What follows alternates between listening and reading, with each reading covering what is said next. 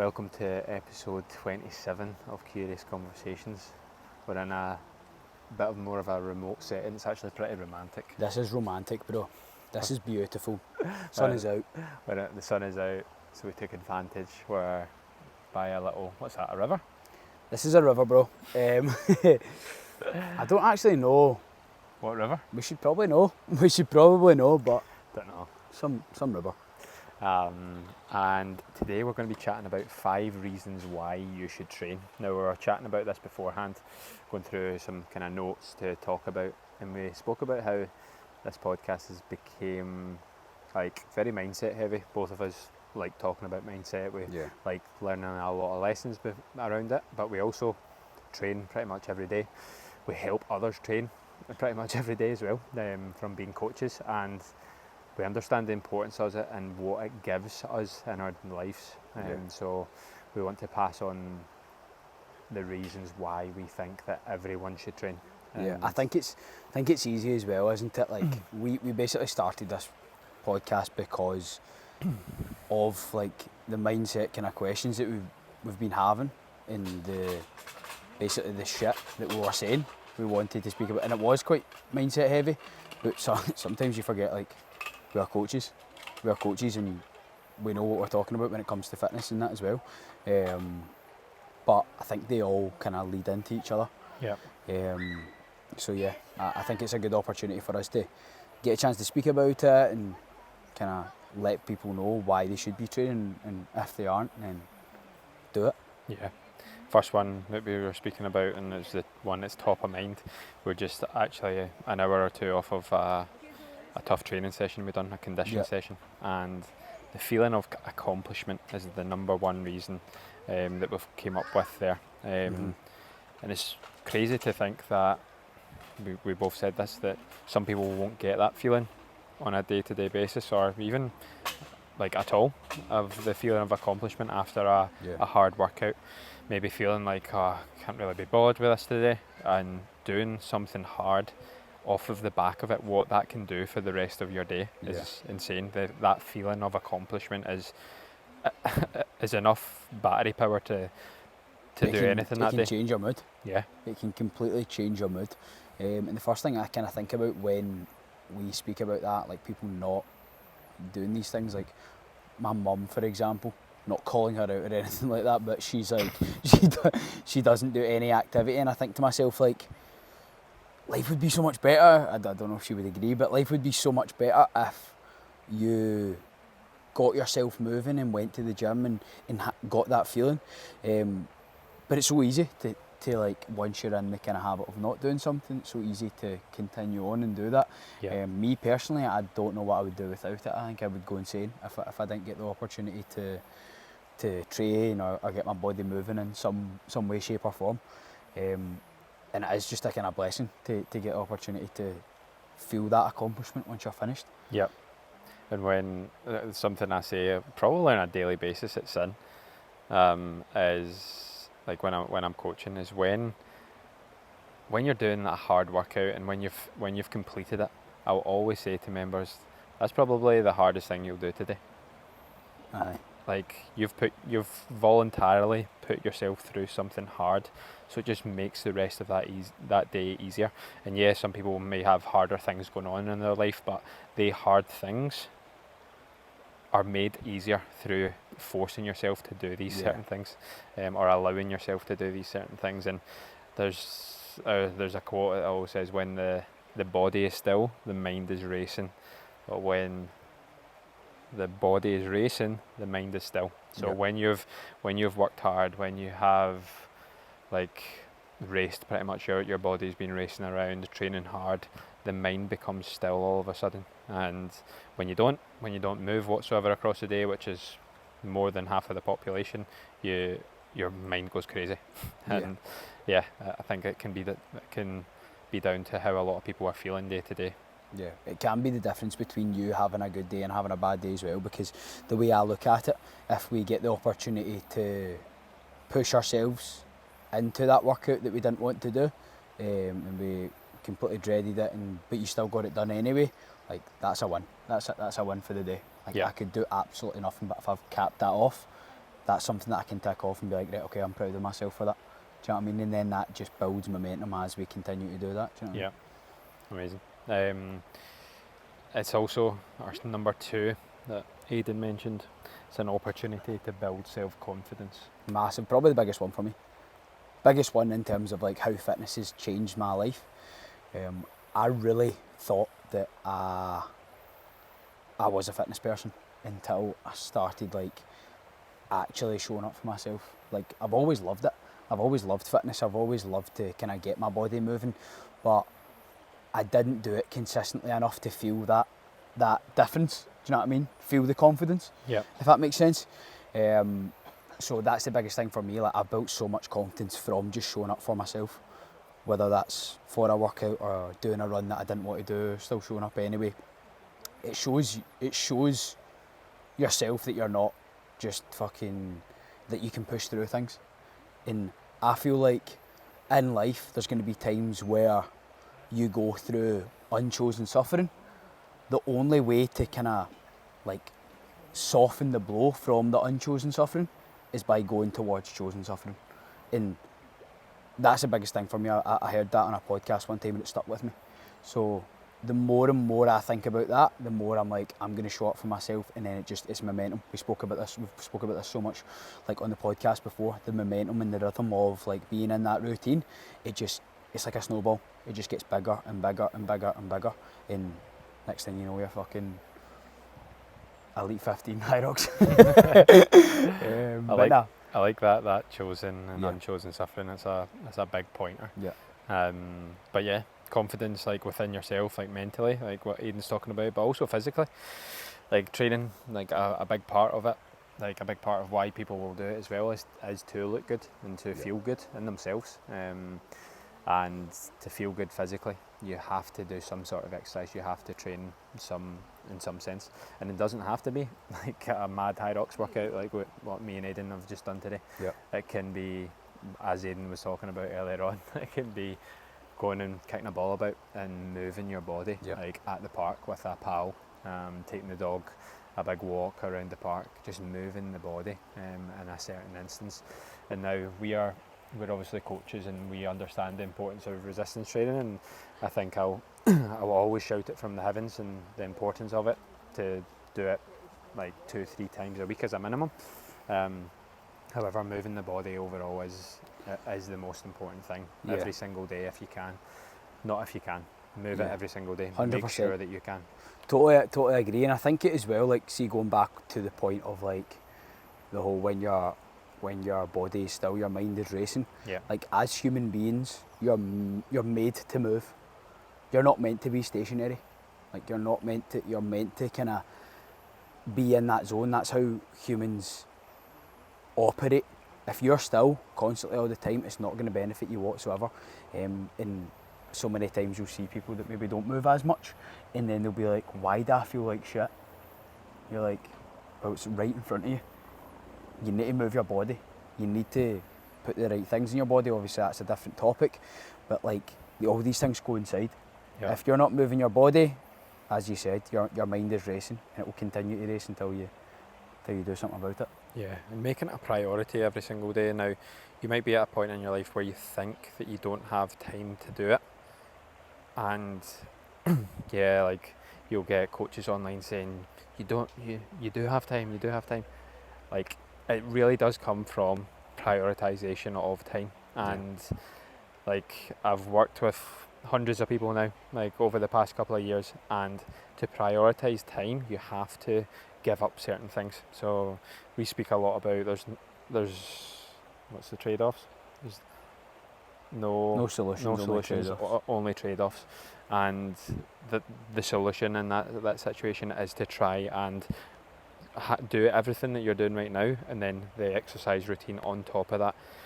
That can't work. You need to remove other things. So you need to remove that hour where you're chilling on the couch and not doing anything, scrolling, whatever. You need to identify that you are doing that, and you need to fill that with that bit of exercise. It's going to carry into the rest of your life. It's going to make the other 23 hours so much better. Yeah. Totally agree, 100%. I think it's one of those ones, like, I don't really care. This might seem a bit insensitive, like coming from a 21-year-old that has got quite a lot of time, but I don't care who you are. Somebody has got half an hour in the day to move. And again, it all comes down to prioritisation. Like, you need to make sure that you're blocking out that time to then do that exercise. Like, it doesn't matter what it is. As Anton was saying, like, you can get out for a walk, get your body moving, like the smallest little bit. It's so important. It's about being able to understand, like, oh, instead of getting home, taking my shoes off and sitting on the couch and scrolling through TikTok for that half an hour and then getting my dinner made, think about, don't take the shoes off. Grab your stuff, if you want to stick in your headphones, listen to a podcast or something like that, listen to a bit of music. Go home, put your stuff in and get back out to get for a wee walk. It could be 15 minutes. And that's the biggest thing. Everyone thinks like it needs to be this big, huge, massive 2-hour workout, this and that, and it doesn't need to be like that. Gradual process, gradual little small steps is going to win the race at the end of the day. It's not going to be this big, massive leaps every single time inconsistently. It's the small things and then you can gradually build on them, I think is probably the most important thing people need to know when it comes to integrating fitness into your life. Progressive overload. That's it. Number 3 on reasons why you should train is to change your level of hard and challenge your level of mental fortitude. Now, this is a good example of this, like training wise for myself, would be when I first went into the gym and how I was feeling with just lifting, maybe doing 5 exercises, 3 sets off the back, like maybe like a 45-minute workout, and how I would feel after that. My fitness levels would feel, oh, that was so hard, compared to what I would be able to do now is on a different scale, just because I've built that up over time. But so that's physically, but mental fortitude in terms of levels of hard.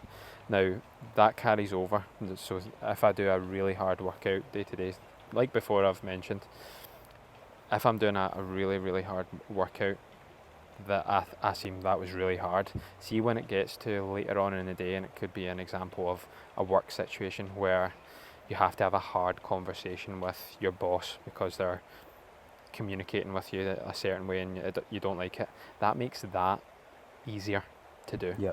It changes your level of hard. Now, hard is subjective if you think about it.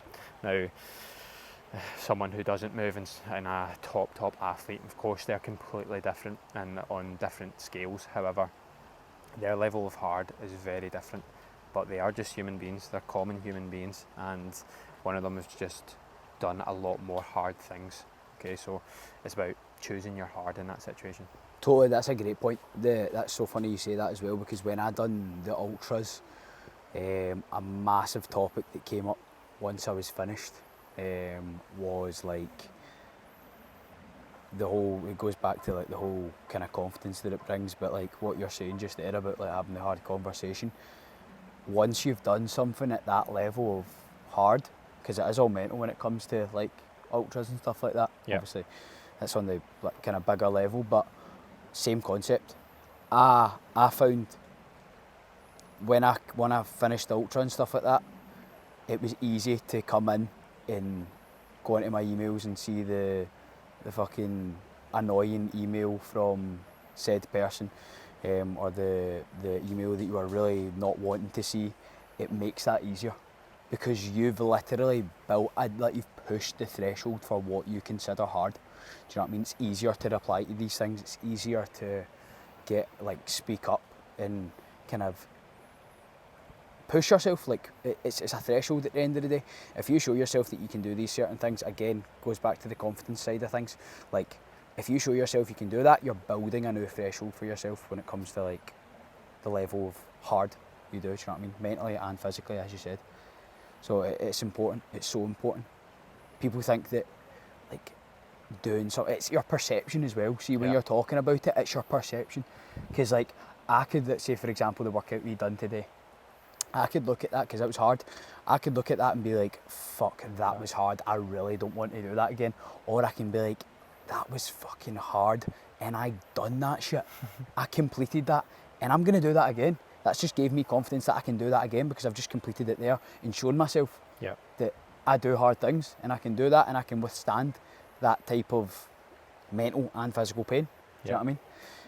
It's important. That's an important point as well, is having the awareness after you do something like that. That's again what I mentioned earlier, is why I will say, like, that was a hard thing you just done. That's going to be one of the hardest days.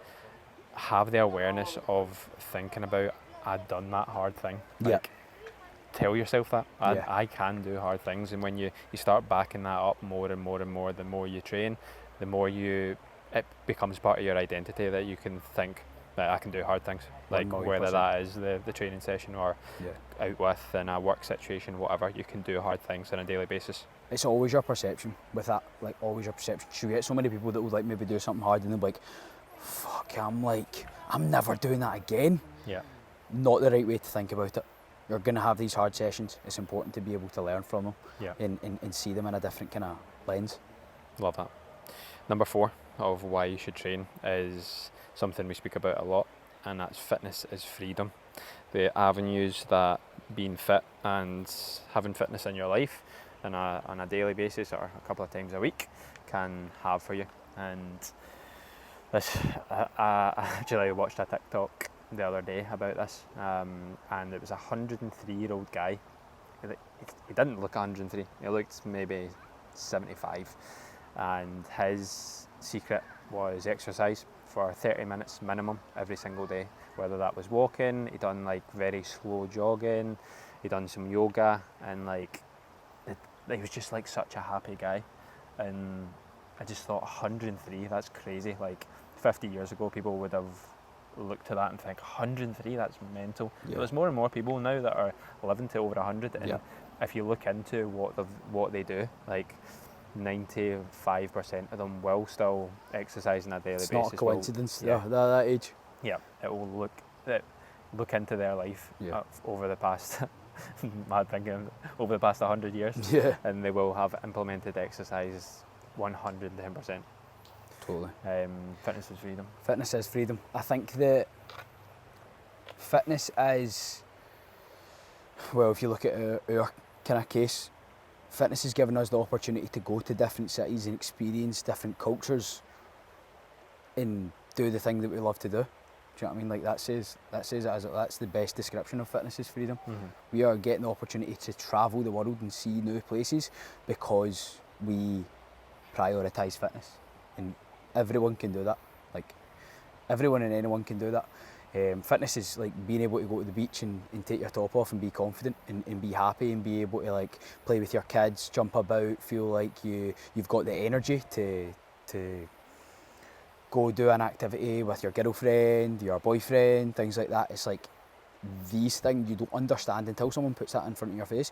You don't understand how important fitness is when it comes to these things, because they're not fitness related. Having a girlfriend and going to do an activity is not fitness related. Yeah.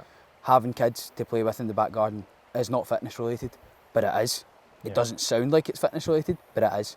And that's what fitness is freedom means. If you can make sure that you prioritise all these things, then you're going to get the opportunity to live till, like, well, obviously taking away all these kind of other circumstances, you will get the opportunity to live like that 103-year-old if you make sure that fitness is a massive priority to you. So that's the way I look at fitness, is freedom. It opens up so many doors for you, and it's probably opened up every single door for me in my life just now, in terms of my job, in terms of my passion, and my friends. And if you look at that, like, that is the most important thing that you can have in life, I think. So yeah, fitness is definitely freedom. I'm the exact same as you. 90% of my life revolves around fitness. Yep. And like, when you look at it, you can look at it on macro and the micro level, but I think that's one of the most powerful ones that people will probably understand at one point in their life, is the playing with your kids. Like, having the ability to play with your kids. That's something that's probably taken for granted to quite a lot of people, but a lot of people can't do that. A lot of people can't chase their kid in the park. Like, think of like a 3-year-old who wants to play tag, and you can't do it. Yeah. because you're not fit enough to do it. It's You like getting whooped off him, like you getting beat off You're him, getting like playing smoked. tag. You getting smoked playing tag. Like that should be the wake up call. Do you know what I mean? yeah, and sometimes it will take the realization for a lot of people in that moment to be like, oh no, like It's important, man. Like I need to change that. those moments are so important because they hurt and they cut so deep. Yeah, They cut so deep. Not being able to do a certain thing and like because it goes back to like the whole underlying emotion. You don't want to 9 times out of 10 you don't want to lose weight because you just want to lose weight. Like it's not because of that. It's because you want to, like you feel like shit when you look in the mirror. You don't feel proud when you see yourself, or you can't fit into the clothes that you once could. Like that's the raw underlying emotion towards wanting to make the change. And that is the best possible thing that you can have. If you get that kind of emotional, raw feeling of like, oh, I need to change here because if I don't, then life's not going to be good for me. yeah, You need that. And I don't know about you, but that's happened for me for sure. Like I've looked in the mirror and not felt proud of myself, and that creates change, and it matters. So the sooner you create action when it comes to these things, the better your life's going to be in the future. yeah. The wake up call. It's Totally. the most important thing. 100%. Final thing that we want to riff on, and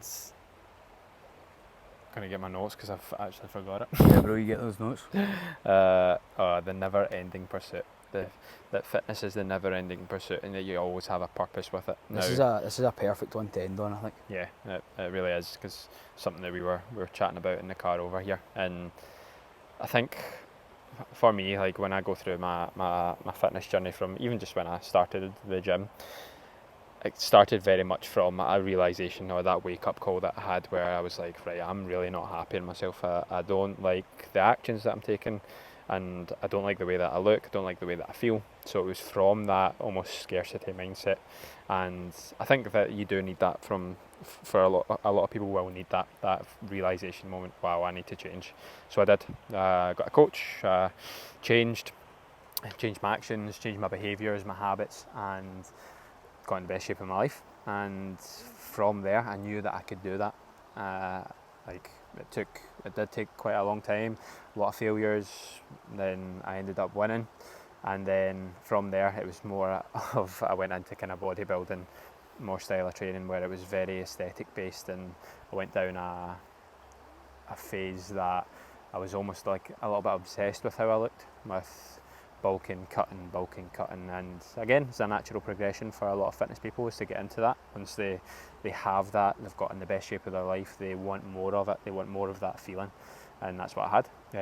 But then again, learned that lesson, managed to get aware enough that that wasn't right for me, and then moved into another pursuit where I started running more. I've done a marathon, done a high rocks, and then that's brought me to where I'm at today with fitness, and it's something that I feel is much more purpose-led, and it's from more of an abundance mindset rather than a scarcity mindset, where I look forward to it and it gives me so much, and I don't care as much of how like the striations in my abs are and all this shit. Like I still stay lean, I still stay healthy, and I look forward to training every day. Now this is the never-ending pursuit as well, because I know that high rocks isn't going to be forever for me. There's going to be a point where I will like go on to the next phase of what I enjoy. I'll probably feel called to do something else, whether that is going all in and running, or Ironman, or doing something like that. Now, the pursuit that we talk about is having that purpose on a day-to-day with your physical self. Like I wake up each day and I think about training, I think about what I'm going to be doing today, how I'm going to be feeling my body, and it's just that never-ending pursuit of trying to get better. Now again, that pursuit will get to a point where when I'm old and grey, that it might be that half an hour a day where I'm just jogging, or walking, or doing what I can in that moment. And yeah, that's the never-ending pursuit, and always having a purpose day to day for myself. 1,000,000%, I love that. That's class. And I'm the exact same. Like I definitely don't believe that high rocks is my cap. Like there is so much more things that I am not great at that I want to get good at, and I do believe that will help me in the future when maybe I want to get back into high rocks or do something else or do like that's the whole point of having the purpose. And I've got a kind of good take on this when it comes to like when I first started with like Christian and alien stuff like that. So I feel like it's so important for people to have like a goal in mind, like in terms of like you've got a time duration, whether that's like 12 weeks to get in shape or have a high rocks to do, things like that. But I've completely removed myself from that. So before I would have that, I would have like the, right, okay, I've got this high rocks and then not really have anything like in the pipeline after that. And then that would leave me like chasing the rabbit, catch it. And then I'm like, what now? Do you know what I mean? Like that's the way I used to, that's the way my brain ticks when it comes to these things. So the way I've reprogrammed my brain is there's no ceiling for me. I don't have like Oslo and like Madrid and London, we've got other things in mind that we want to do. They're like all little tiny sub goals in my massive goal. And my massive goal is not having a goal. Yeah. My massive goal is having zero ceiling and just being able to do the work. Like, even though there might not be something in the pipeline. Realistically, there's always going to be something in the pipeline, but you need that rabbit. I need that I need that rabbit. But if I've not got a ceiling, then I've not got a ceiling to my progression, and I can just work. Like I can just do the shit, and that means that my mind's settled, and I don't need to worry about, oh fuck, how am I going to feel on Oslo, or how am I going to feel in this or there, and like what am I going to be like in a year's time? Like I don't need to think about that because I'm just going to do the shit anyway. Mm-hmm. Don't know if that makes sense, but that's something that's been really important for me and been a massive change for me, because now all I need to focus on is that particular workout today. Yep. And then once I get to tomorrow, I focus on the workout that I have to do tomorrow. And that is it. I don't look any further. I can get excited for sessions and see that on my programme and stuff like that. I can get excited for events. I am fucking buzzing for Oslo, but that's not my goal. Yeah, my goal is to make sure that I'm always performing at my and getting as close to my full potential as I can. No one's ever going to know their full potential, but I want to try and see if I can get as close as possible to it. Yeah, I like that. That focus on a day at a time mindset actually reminds me of Fergie in the gym. Yep. Fergie, I was having a good conversation with him the other day, and Fergie's he's dead open about his story. He's just coming on in 9 years sober, I think. And he went to Alcoholics Anonymous, and he's worked through that. But he still talks about, like, people say, oh, you're going to get to 10 years sober, like, what are you going to do at that point? And he always stops them, and he's like, just one day at a time. He says, if I wake up tomorrow, I might want to drink. He says, I just focus on today. I'm just not going to drink alcohol today. And I was like, that's powerful. That's like, you can relate that to anything as well. Like, anything that you want to quit, anything that's impacting your life, just focus on a day at a time. 1,000,000%. Love that. Love it. Let's wrap that up there. Top class, bro. That was special. It was. And now we are sweating like mad. Yeah, I'm sweating like hell, bro. You see that shit? I think it's like 25 I'm glazed. I'm glazed. We'll see you all in the next one. Thank you so much for watching. Any shares, any comments, any subscribes, we love you guys. 100%. And anything that you've taken away from this podcast, please don't hesitate to send me or Anton over a wee message and kind of talk to us about it. Any questions or anything like that would be appreciated. See you on the next one. See you all.